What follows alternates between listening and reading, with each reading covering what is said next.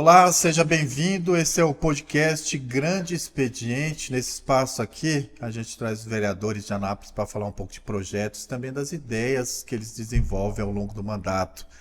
No episódio de hoje, o vereador professor Marcos Carvalho comigo. Vereador, um prazer recebê-lo.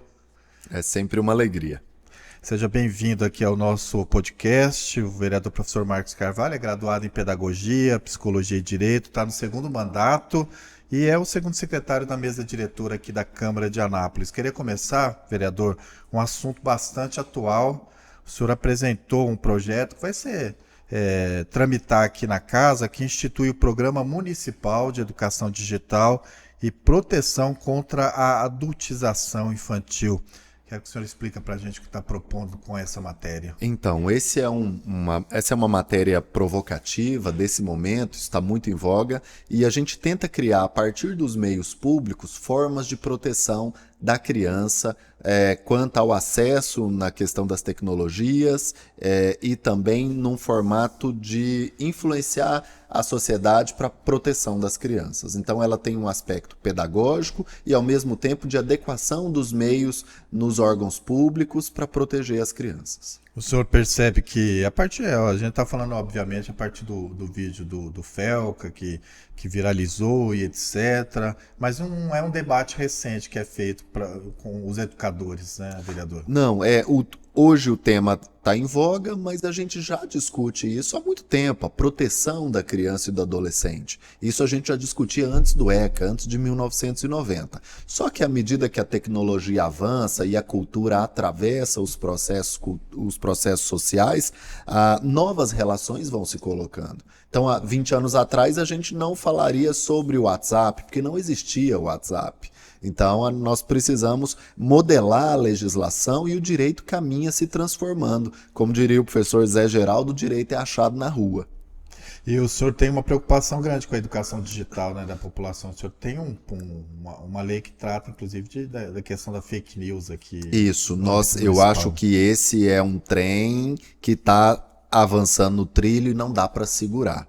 Nós precisamos dominar a tecnologia porque não dá mais para fugir dela. Hoje a gente faz tudo pelo celular. Marca exame, consulta, imprime guia de IPTU, paga impostos, resolve a vida pelo celular. Então nós precisamos proteger quem ainda não pode tomar a decisão e nós precisamos dar garantias de segurança para os idosos, por exemplo, que vivem caindo em golpes. Então nós precisamos, ao mesmo tempo, trabalhar com uma linha de verdade, de veracidade, para que a gente tenha relações no mundo digital mais seguras e saudáveis. E a gente tem um debate público mais honesto também, né, vereador? Isso, para evitar fake news, para que a gente não engane as pessoas. Pra você ter ideia, Marcos, tem gente que manda mensagem falando que o Lula morreu e que tem um sósia lá, que é um extraterrestre, e tem as tias do WhatsApp acreditam nessas coisas. Então a gente precisa ter algum controle sobre essas informações e pessoas que ocupam espaços de poder têm que ser responsabilizadas. Da mesma forma, os grandes veículos de comunicação têm uma responsabilidade, porque eles têm um alcance muito maior. Há um debate quando se fala nesse assunto de que seria uma espécie de censura. O que o senhor entende quando fala em regulamentação, por exemplo, de redes sociais? Olha, nós precisamos garantir os direitos das pessoas. À medida que o que ocorre hoje viola direitos, nós precisamos regulamentar. E isso não é censura. Isso é validar os direitos da cidadania que a gente defende. À medida, por exemplo, que pessoas são enganadas, que pessoas são vítimas de golpes, nós precisamos posicionar. Isso é dever do poder público. Um outro assunto aqui que eu trago, que é uma propositura também do senhor vereador, que trata da isenção do pagamento da taxa de inscrição em concurso público municipal para candidatos que estejam inscritos no CAD único. O que isso representa para a gente? Então, a primeira questão, nós temos pessoas muito preparadas, mas que às vezes não conseguem pagar a inscrição do concurso. E adequando a legislação municipal a uma lei federal, a gente cria essa isenção. Então, candidatos que desejam prestar concurso público, mas que naquele momento não possuem o valor do pagamento, e se tem o CAD único que comprova as necessidades pecuniárias, financeiras das pessoas, elas têm a isenção. É uma questão simples, é uma questão que já existe em outras legislações e é um direito. E é uma coisa que não pesa no bolso do contribuinte, né? Não é uma questão que vai onerar o contribuinte de um modo geral, Isso, né? não há uma modificação substancial, não cria um novo imposto, não é nada disso. A gente apenas garante o direito de pessoas hipossuficientes de também prestar o concurso público para se tornar servidor público. O senhor está trazendo para a Câmara o debate da escala 6 por 1 na administração pública. Detalha para a gente esse projeto. Essa também é uma provocação. Eu estou fazendo uma provocação aqui à casa, no sentido de que os nossos servidores terceirizados também não cumpram uma escala que é tão penosa, tão danosa na vida dos sujeitos, principalmente dos mais empobrecidos que trabalham em serviços terceirizados. Esse é um debate que eu preciso fazer aqui dentro ainda, com a mesa, com os pares, mas é uma provocação para a gente refletir. Pois é, dá para entender então que quando o senhor apresenta um projeto de lei, o senhor está trazendo à tona também um debate, mais do que às vezes discutir só o que está no papel, é chamar a atenção. Sim, as utopias são como as estrelas. A gente não as alcança, mas o que seria da beleza da noite sem elas? Então, muitos dos projetos que eu apresento, às vezes eu sei que não vão sair do papel. Nós temos aqui uma luta enorme para ter um psicólogo por escola da rede municipal. Eu sei que nenhum prefeito vai fazer um concurso para 109 psicólogos de uma vez. Mas essa é uma luta que a gente precisa acampar aqui e defender. Coloque então 5 para cada um cuidar de 20 escolas, depois 10 para cada um cuidar de 10 escolas, depois 20 para cada um cuidar de 5 escolas, até que um dia a gente vai ter lá 50 psicólogos, cada um em 2 escolas. Mas essa é uma luta e as lutas é que engrandecem as nossas causas aqui do dia a dia. Pode ser óbvio, mas eu vou fazer a pergunta porque o senhor é especialista. Por que as escolas precisam ter um psicólogo? Elas precisam porque o serviço de psicologia escolar é importantíssimo para questões de saúde mental, de aprendizagem, de deficiências, de transtornos, de mediação de conflitos, de reuniões de pais, de conselhos de classe e para que a gente consiga instalar ambientes saudáveis e promover uma cultura do bem viver nas escolas. Porque eu nem falo mais de cultura de paz, porque paz sem voz não é paz, é medo. Vereador, o senhor a gente está falando de vários assuntos aqui que vão além da educação, mas o senhor é professor, a bandeira do seu mandato é a educação. Eu queria que o senhor falasse qual que é a importância da educação na sua vida e também na sua trajetória como político. Olha, Marcos, a educação transforma a vida das pessoas. Eu fui bolsista do ProUni, eu estudei com uma bolsa do ProUni criado pelo governo Lula e eu fiz concurso público para o Instituto Federal de Goiás, criado pelo governo Lula e ampliado no governo Dilma. Eu fiz mestrado com bolsa CAPES na ampliação feita pelo Reúne do governo Lula e as políticas públicas criadas pelo governo do presidente Lula transformaram a minha vida.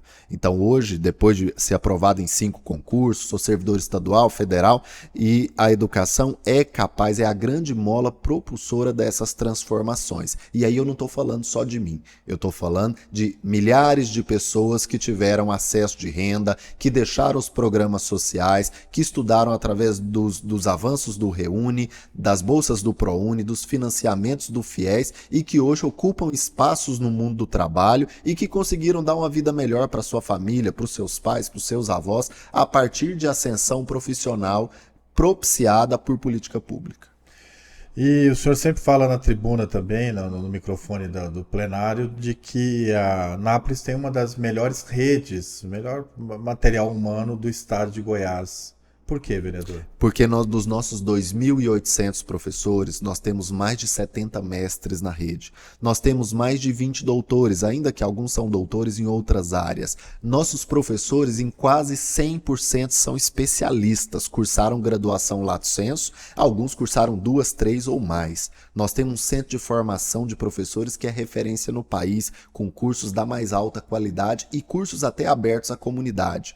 Nós temos um centro de educação digital, nós temos um centro de inclusão, então Anápolis é uma rede muito estruturada. E quando eu falo isso, Marcos, é porque eu atuei como consultor no Ministério, eu atuei como consultor em prefeituras e eu conheço a estrutura das prefeituras goianas. Não há uma prefeitura em Goiás com a estrutura, com o capital humano, com o nível de formação e de entrega dos professores da rede municipal. E o que o senhor já falou dos psicólogos, uma necessidade, uma bandeira de mandato, o que mais precisa para a gente ter uma rede melhor ainda? Nós precisamos valorizar cada vez mais os profissionais da educação.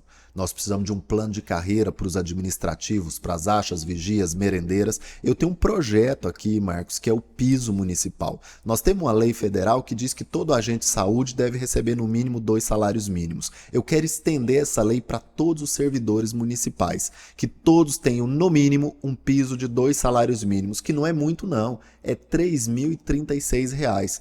Achas, vigias, merendeiras, motoristas, cuidadoras, intérpretes, pessoas, Marcos, pra você ter ideia, uma merendeira trabalha 40 anos na prefeitura e aposenta ganhando menos que R$ 2.000. Então eu acho que nós precisamos valorizar todos os profissionais da educação.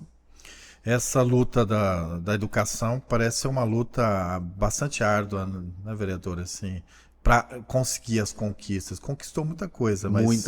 Muita coisa. Nós avançamos nas progressões verticais e horizontais, no pagamento de titularidades, no respeito ao piso. Nós avançamos numa série de parcerias, em garantir direitos que estavam congelados, mas ainda tem muito para fazer. Nós temos muito para conquistar. Pagamentos de RPVs, melhorar o quadro, não ter mais espera para avançar nas progressões verticais. Terminou o mestrado, recebe como mestre, mas essas são as lutas do cotidiano. E essas lutas é que encantam a nossa caminhada. Se a gente resolver todos os problemas, aí não tem sentido mais ser vereador. Então, à medida que a gente luta, encontra os companheiros na caminhada, as companheiras. Pra você ter ideia, eu dei aula, Marcos, para metade dos professores da rede municipal. Porque ou foram meus alunos na UEG, ou foram meus alunos nas pós-graduações, na Católica, na Unievangélica, ou foram meus alunos no curso Meta, nos preparatórios para concurso. Então não há uma escola que eu entre, que eu não encontre 5, 10 professores que foram alunos, estudantes comigo em algum lugar. E muito gratos por terem passado no concurso, por terem aprendido. Alguns falam que ouve minha voz no ouvido até hoje, de tanta aula que assistiu. Então isso é muito bacana, porque não é um mandato plástico. A gente tem um mandato que tem o pé no chão da escola. E dá para se orgulhar ao encontrar essas pessoas? Muito, porque a gente percebe que a gente passa pela vida das pessoas fazendo algo melhor. A Madre Teresa falava disso, que pra gente sempre tentar passar pela vida das pessoas, deixando elas melhores do que quando a gente encontrou.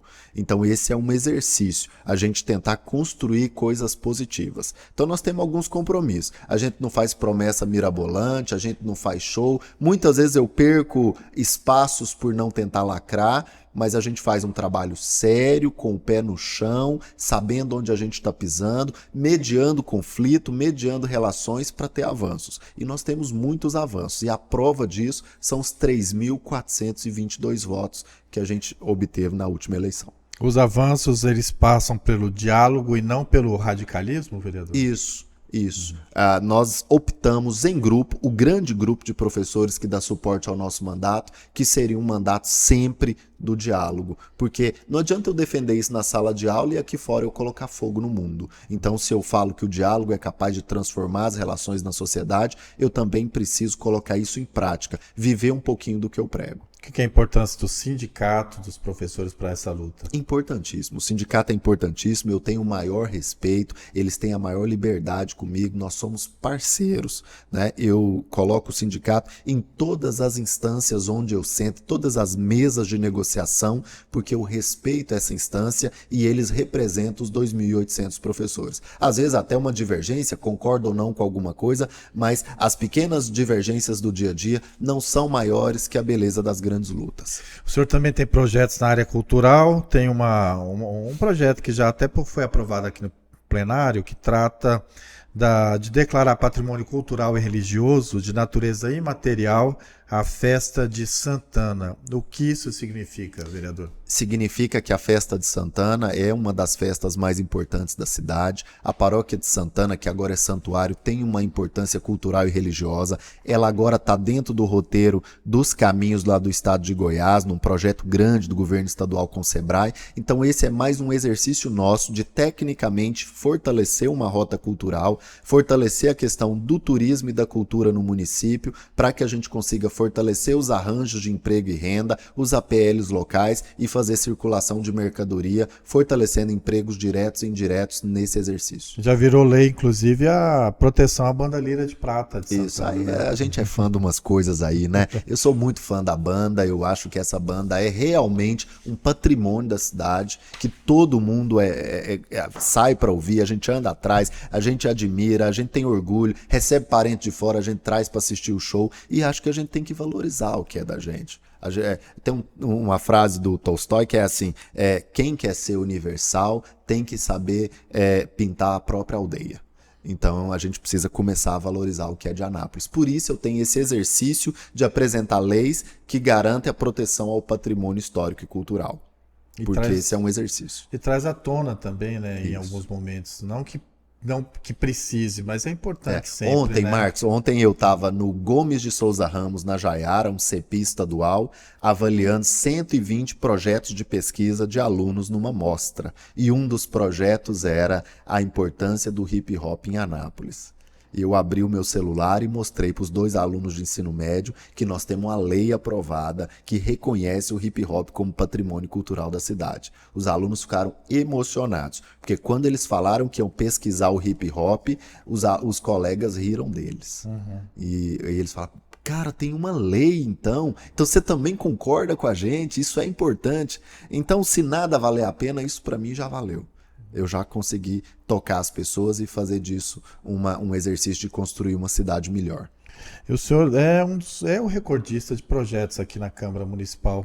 Qual que é o processo de escuta para colocar no papel aquilo que o senhor acha que é importante para a cidade? É o exercício da cidadania, é viver a cidade. Você pode me perguntar qualquer um dos mais de 300 bairros, eu te digo onde é, eu te digo o que tem nesse bairro, qual é o equipamento público, qual escola tem lá, qual é o nome da escola, quem foi esse cara que dá nome à escola, eu te digo das ruas, eu te falo dos bares que tem por lá, das personalidades que tem em cada lugar, e porque é preciso conhecer a cidade. E eu sou um apaixonado por Anápolis, todo mundo sabe disso, e esse exercício da escuta é que gera. E pode pegar meus projetos, eu não dou nome para rua, eu não mudo nome de rua, eu não crio coisas obsoletas. Os nossos projetos constroem políticas públicas na educação, na saúde, na defesa das mulheres, na defesa da cultura, na promoção da juventude, na proteção dos idosos. São projetos que são copiados no país inteiro. Eu recebo mensagem de vereador de tudo que é lugar, me perguntando e me pedindo minuto de projeto.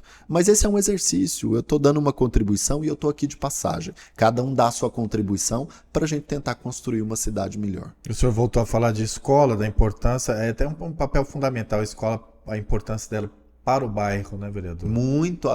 Marcos, há alguns bairros na cidade que não tem equipamento cultural. O dia que tem uma festa junina na escola, é o evento do mês, é o evento do ano ali. E eu consigo te falar lugares que é assim mesmo. A festa da escola é o maior evento da região. Então nós precisamos cada vez mais fomentar a estrutura física das escolas, ter pátio coberto, quadra coberta, estrutura, acessibilidade e trazer a comunidade para dentro. Porque se a escola é violenta, ela é reflexo da comunidade que é violenta. Se a gente traz a comunidade para dentro e constrói uma cultura do bem viver, isso tem impacto direto também na comunidade escolar.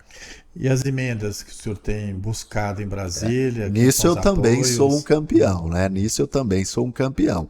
Nós temos muita emenda, uma parceria direta com o deputado federal Rubens Ottoni, que tem efeito direto na Santa Casa, na PAI, na Pestalozzi, no Centro Materno, na maternidade, instituições que rodam com muita pujança, graças às emendas do deputado federal Rubens Ottoni. E nós estamos tentando cada vez mais democratizar e pulverizar as emendas nas organizações da sociedade civil que tem comprovação e trabalho sério para a gente ter uma garantia dessa política pública cada vez mais democratizada, alcançando outros setores da sociedade. Isso demonstra a importância do diálogo permanente entre aqueles que estão aqui na cidade, os vereadores, com quem está em Brasília. Muito, esse diálogo é muito importante.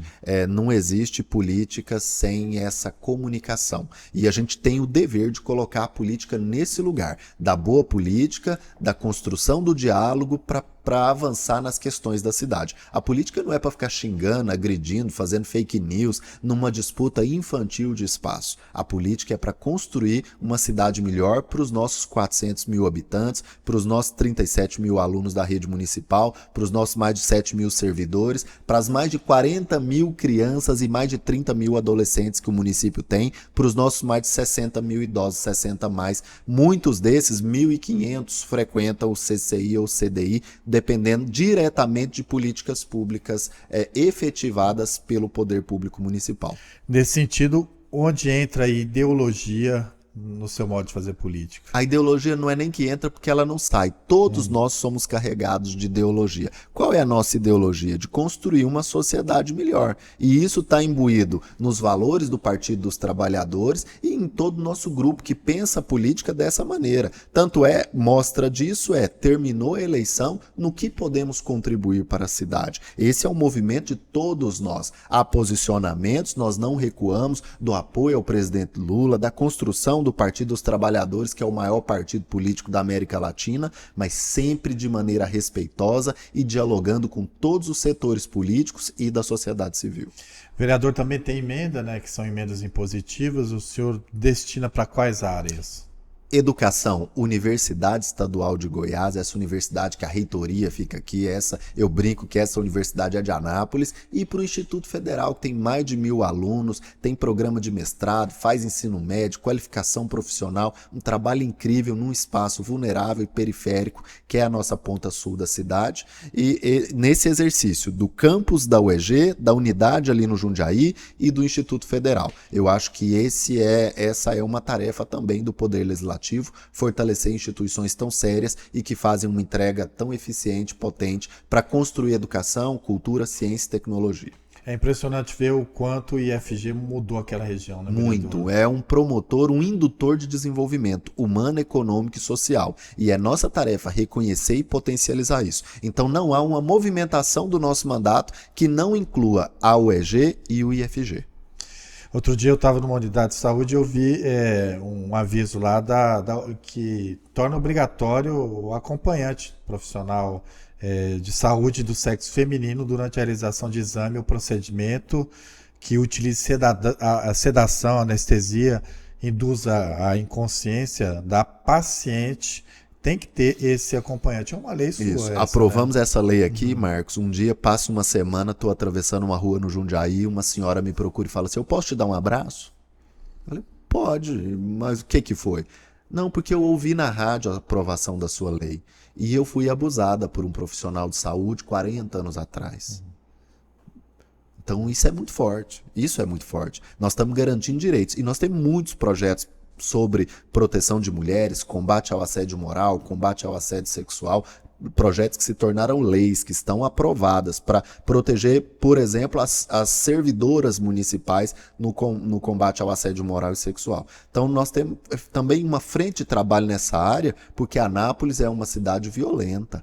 Todo dia tem notícia na mídia de mulher sendo espancada, violentada, torturada por companheiro, ex-companheiro, padrasto e pessoas desconhecidas. Então nós precisamos garantir mais segurança para as mulheres. E essa lei do combate ao assédio sexual e moral, Poder Legislativo e Poder Executivo, né, para proteger os servidores públicos, ela é de 2024, do ano passado. Então ela já está em vigência também. Já está em vigência. É importante que as pessoas saibam, que seja bem divulgado para as pessoas saberem que tem um porto seguro, né? Isso, eu estou esperando um espírito bom pagar para eu soltar um livrinho com todas as nossas leis e distribuir pela cidade, porque são leis muito importantes que ajudam a transformar a vida das pessoas.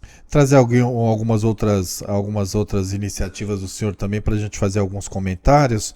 Uma lei que cria a Semana de Combate aos Crimes Cibernéticos, entra naquela que a gente estava falando, a educação digital. Precisamos discutir a coisa da tecnologia. Pessoas exibem fotos das outras nuas, alguns fazem sem saber que isso é um problema. Então nós precisamos conscientizar, e o melhor jeito de fazer isso é numa semana de conscientização.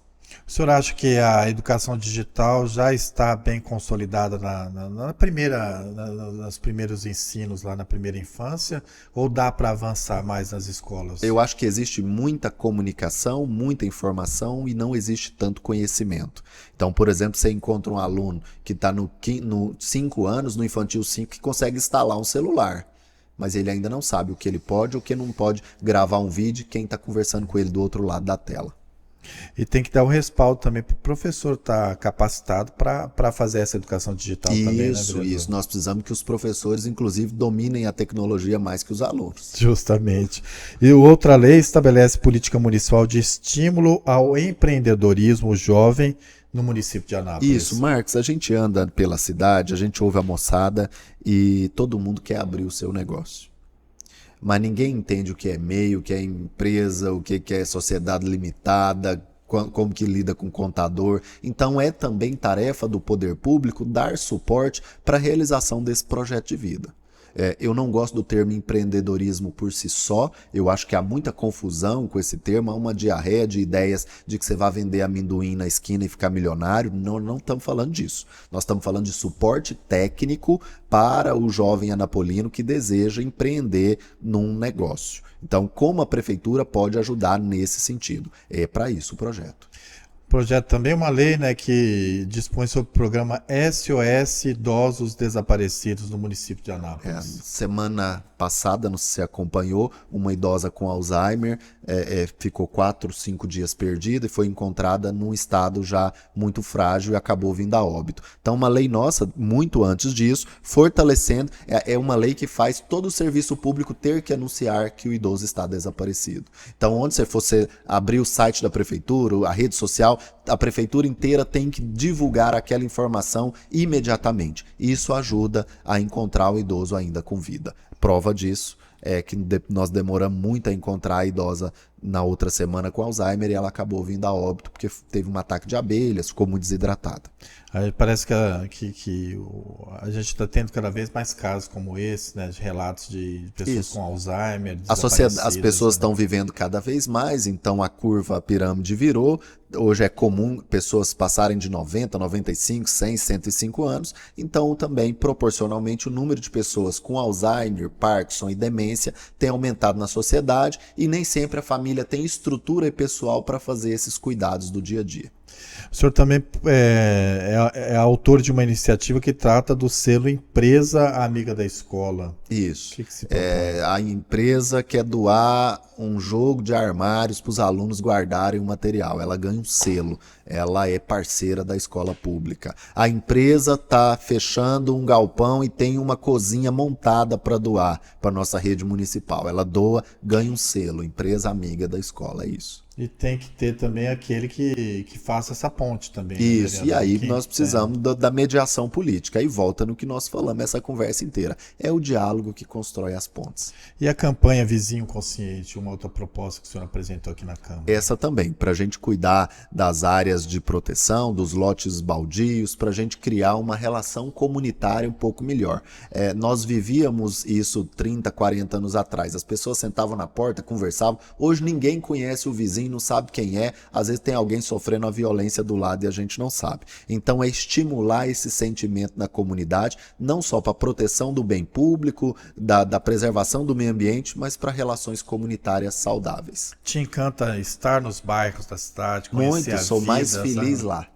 Sou mais feliz. Conhecer os personagens, as histórias de cada um. Escrevo no Portal 6 sobre isso, sobre os retratos da cidade. Não faço com tanto tempo, mas outro dia encontrei aquela senhora que canta versículos da Bíblia e anda puxando o carrinho, encontramos, tomamos uma Coca-Cola lá na Vila Jaiara, ela com um periquito em cada ombro, um chama neném, ficamos horas conversando, isso me encanta. Tem um livro da Aide Jaime chamado Anápolis, Minha Vida, Meu Povo, Nossa História, Nosso Povo, onde ela retrata na página 159 sobre os tipos de rua que andavam pela cidade até a década de 70. É um texto interessantíssimo. A gente tem muita coisa boa de escritores da cidade, né, vereador? Muito, e muita coisa que está guardada e que a gente podia divulgar, partilhar, até para construir nas crianças, na rede municipal, esse sentimento de amor pela cidade. Eu estava vendo outro dia o tamanho da produção literária do Iron Junqueira, por exemplo. Gigante, Muita coisa muita produzida, coisa, muita né? crônica, muita poesia, muitos romances espiritualistas, né? E o Iron que tá lá, velhinho, mas ainda escreve aqui e ali e que precisa do nosso respeito e do nosso reconhecimento. Não só ele. Na ULA, para você ter ideia, a União Literária Napolina, nós temos mais de 300 escritores cadastrados. Então é uma riqueza gigante. É uma produção importante. A ULA é uma entidade que o senhor Muito, sou secretário, sou secretário da ULA e eu não sou um vereador que vai na ULA, eu sou um escritor da ULA que foi eleito vereador. Porque eu já frequentava, continuo frequentando, sou fã da Natalina, da Simone, do João Preda, do pessoal que constrói a ULA no dia a dia. Um leva um café, um leva biscoito, eles dão vida a uma instituição e seguram. Nós completamos 25 anos de ULA, eu tenho uma década que eu frequento. Roberto Brenner, tão homenageado agora nesse último momento. A coisa linda. E a ULA é uma riqueza, é um patrimônio da nossa cidade. E a defesa da cultura, de busca de recursos públicos mesmo, para fazer o fomento ao setor, faz parte também do mandato? Faz parte. Esse é um exercício profundo nosso, né? Agora, por mediação do deputado federal Rubens Ottoni, a Casa do Hip Hop acaba de ganhar o comodato por 20 anos de um galpão federal. Nós temos um exercício de valorizar as bandas da cidade. Nós temos um exercício de fortalecer os fundos, de fiscalizar a aplicação da Aldir Blanc, da Lei Paulo Gustavo, de lutar para que o que sobra seja sempre refeito em segundo edital, fazer a política pública funcionar. Nós lutamos para voltar a ter uma Secretaria de Cultura. Hoje nós temos uma Secretaria de Cultura, nós temos um fundo, precisa ter um plano municipal para a gente ter um sistema municipal de cultura. Isso fortalece o reconhecimento dos pontos e dos pontões de cultura, o que faz chegar mais recurso federal para a cidade. E isso é reconhecido, uma política pública federal reconhecida em lei e que funciona. E que no município de Anápolis é um dos poucos municípios do estado de Goiás tão pujantes no funcionamento da política pública. Beleza. Vereador, obrigado pela participação. Eu é que agradeço. Obrigado aqui pela participação no grande expediente aqui da TV Câmara. Eu é que agradeço, estou sempre à disposição. Sou apaixonado por Anápolis e sou um trabalhador muito sério. Muito sério, eu faço isso aqui com muita dedicação e levo muito a sério os 3.422 votos que eu tive e a tarefa de defender os nossos 400 mil habitantes. Esse foi o vereador professor Marcos falando conosco aqui, falando dos projetos, as ideias, aquilo que move ele ao fazer política aqui